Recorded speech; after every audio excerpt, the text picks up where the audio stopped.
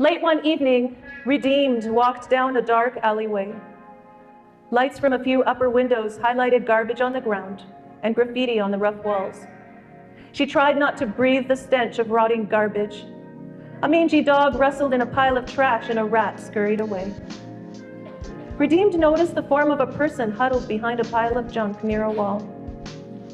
Hunched like a discarded piece of garbage and covered by a soiled sheet, the figure did not even show its head, like a shifting, breathing gray rock in the alleyway. Redeemed approached the person and gently pulled back the sheet to reveal a young woman with lurid makeup and tight-fitting clothes. She clutched a small child in her arms, a little girl, maybe 2 years old, with a sweet face, black curly hair, and eyes that had seen too many dark and evil things. "Don't be afraid, I won't hurt you," said Redeemed.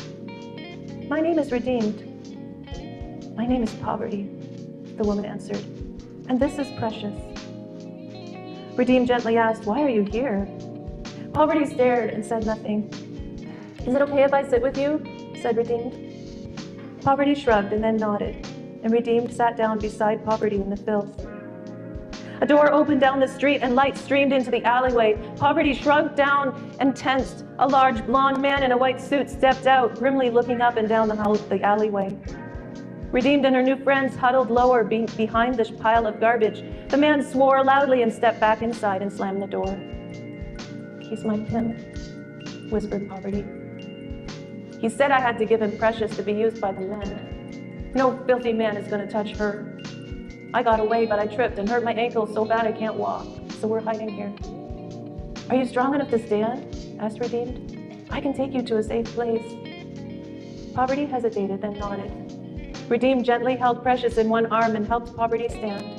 Redeemed walked slowly with Poverty hopping and leaning heavily on her. Redeemed's arms ached from the weight of the sleepy girl and her broken mommy, and her heart ached even more than her hands. She brought Poverty and Precious to her car around the corner. As they reached the car, she thought about how she had come tonight because Jesus had put a strong sense in her heart to travel to that alleyway to help someone in need. Although it was late, she had listened. Redeemed drove Poverty and Precious to her own home, and she invited them to stay in her guest room. After checking Poverty's ankle and seeing it was only sprained, Redeemed wrapped it in a bandage. She gave Poverty and Precious new clothes and toiletries, and she placed a new teddy bear in Precious's arms. Redeemed didn't know how long Poverty and Precious would stay with her, but she knew that someday, when Poverty was healed, she could change her name to Beloved and start a new, safer life in her own home.